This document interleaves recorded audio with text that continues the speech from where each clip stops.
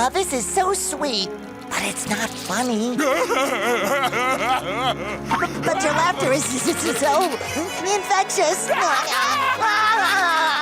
SpongeBob SquarePants is the happiest character in television history. His laugh is infectious, his optimism is bulletproof, and his world, bright, bubbly, and full of jellyfish. But what if that joy was hiding something darker?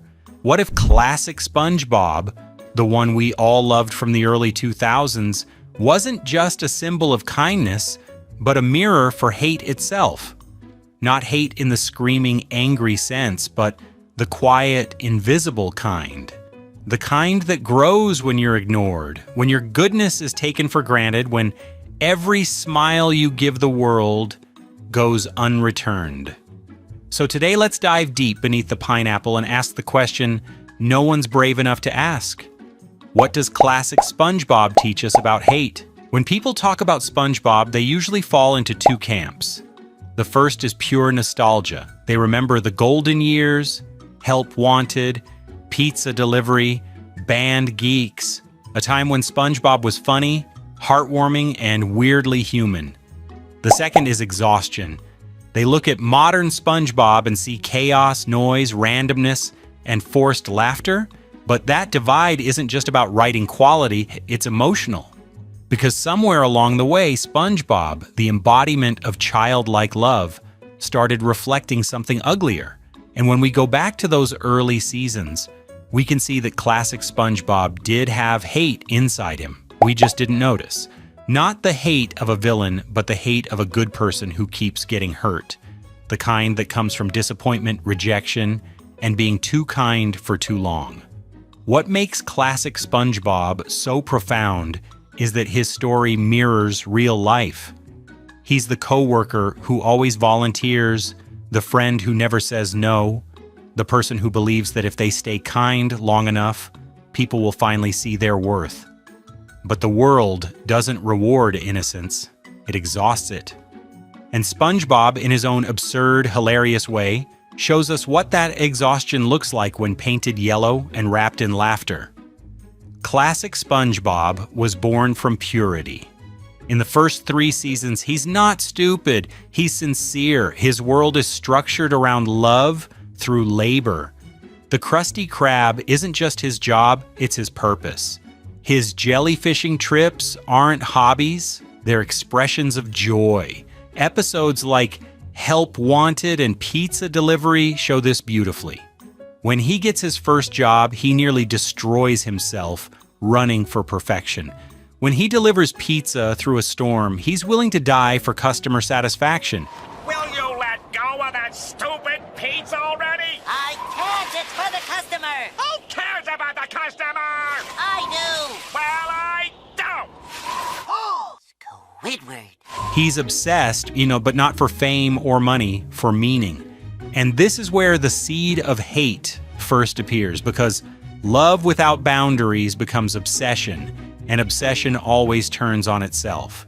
In Pickles, when Bubble Bass lies to him, SpongeBob's entire identity crumbles. He spirals into self-hate, convinced he's lost his purpose. He's not angry at Bubble Bass for lying. He's angry at himself for believing him. Look! He's been hiding the pickles under his tongue the whole time. Classic SpongeBob teaches us that hate doesn't begin with others. It begins when love turns inward and festers. Even Employee of the Month touches this theme. SpongeBob's innocent competition with Squidward mutates into mania. He wants to prove he's good, not because of pride, but because he fears losing love. His need to be valued is so intense it destroys the very joy he's trying to protect. By season 2, we start seeing moments where SpongeBob's innocence starts breaking under pressure. In Can You Spare a Dime? He becomes a caretaker for Squidward, feeding him, sheltering him, even sacrificing his own comfort. But when Squidward refuses to work or show gratitude, SpongeBob explodes. He screams, shoves the bed out the door, and for the first time directs real anger at people he loves. This is hate born from neglect. the moment when kindness hits its breaking point. Then in Rock Bottom, he experiences frustration without reason. Every bus leaves without him. No one understands him. He's polite, patient, and completely ignored. That episode is hilarious on the surface, but psychologically, it's about alienation. SpongeBob hates the situation because he's powerless, and that feeling is universal. Even I Was a Teenage Gary touches on it when he trusts Squidward to care for his pet, and Squidward neglects him. SpongeBob's rage isn't random. It's the hate of betrayal. The kind of hate that grows when you care more than everyone else does. By season 3, the edges of his optimism start fraying. In No Weenies Allowed, he's desperate to prove himself, not out of pride, but loneliness. The need to belong curdles into self-loathing. He laughs through humiliation, because that's all he knows how to do. So by the end of Classic SpongeBob's golden years, the formula is clear. He loves deeply, he gives endlessly, and every time someone fails him, that love curdles into something darker.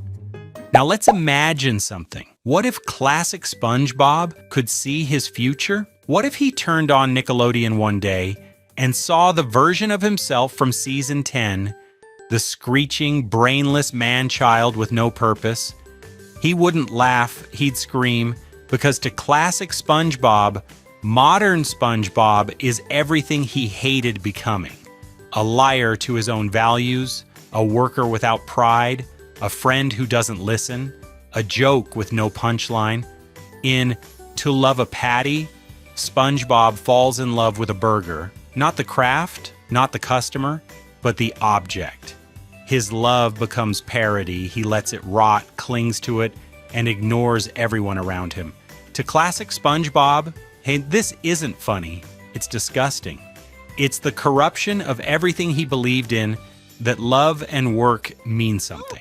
No, the job must come first. I can't let emotions cloud my commitment to the sacred fry cook-off. I won't let you do this to Patty. SpongeBob, hand over the Krabby. Oh, Patty, I can't let them eat you. Your beauty must be preserved. Then in Boating Buddies, modern SpongeBob becomes the villain.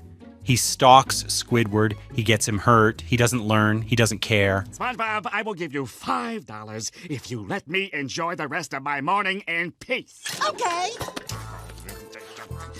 Hey, I could have sworn I had $5 in here. I have it, Squidward. You gave it to me to leave you alone yesterday. Classic SpongeBob hated people who didn't listen, and modern SpongeBob is that person now. In A Pal for Gary, SpongeBob brings home a new pet, a seemingly cute creature that turns out to be dangerous. When Gary senses the threat and tries to defend himself, SpongeBob mocks and scolds him instead. Through his blindness and neglect, he nearly gets Gary killed. This isn't the same Sponge we once knew. It's the product of burnout, of someone who gave too much for too long and lost the part of himself capable of loving honestly. If Classic SpongeBob met modern SpongeBob, he wouldn't just hate him, he'd pity him, because he'd see the ghost of a soul that burned itself out trying to make others happy. Hate, in SpongeBob's world, isn't the opposite of love, it's its consequence. Classic SpongeBob's greatest flaw was that he loved without boundaries. He forgave Mr. Krabs when he underpaid him. He tolerated Squidward's cruelty. He worked tirelessly for a job that didn't love him back. He was, in a way, the perfect worker bee, bright, replaceable, endlessly positive. And when you live like that long enough, something inside you breaks. The modern SpongeBob we see today, annoying, reckless, shallow, isn't a different character. He's the same SpongeBob hollowed out. He's what happens when kindness isn't reciprocated, when optimism becomes survival, and when hate finally eats through joy. This is why Classic SpongeBob's story matters, because it shows us how hate doesn't come from villains. It comes from people who give and give until there's nothing left to give. And in that emptiness, hate becomes a substitute for meaning. That's not a children's message. That's a human one. Classic SpongeBob teaches us that hate isn't always loud. Sometimes it's quiet, like when you force a smile because you're supposed to be the happy one. Sometimes it looks like loyalty, staying in a job that drains you because you think that's what good people do. And sometimes it hides in kindness, because the more you love the world, the more it hurts when the world doesn't love you back. SpongeBob's relationship with Squidward is the clearest example. He adores Squidward, sees him as a friend, and never stops trying, but that endless pursuit, that refusal to accept rejection, is actually a form of control. It's love without empathy. And when Squidward finally snaps, SpongeBob's smile cracks, revealing the frustration underneath. So what does classic SpongeBob teach us about hate? That it's not born in darkness. It's born in the light, when goodness becomes unappreciated and hope turns into denial. We all have a little SpongeBob in us. That desperate need to stay positive, to be liked, to make everyone happy. But when that becomes your whole identity, you lose the ability to feel anger in a healthy way. You bottle it up. You call it patience, until one day it becomes hate and you don't even notice. SpongeBob isn't just a cartoon. He's a reflection of what happens when we confuse happiness with purpose. Classic SpongeBob would look at modern SpongeBob and feel disgust. Yes, but deeper than that, he'd feel pity.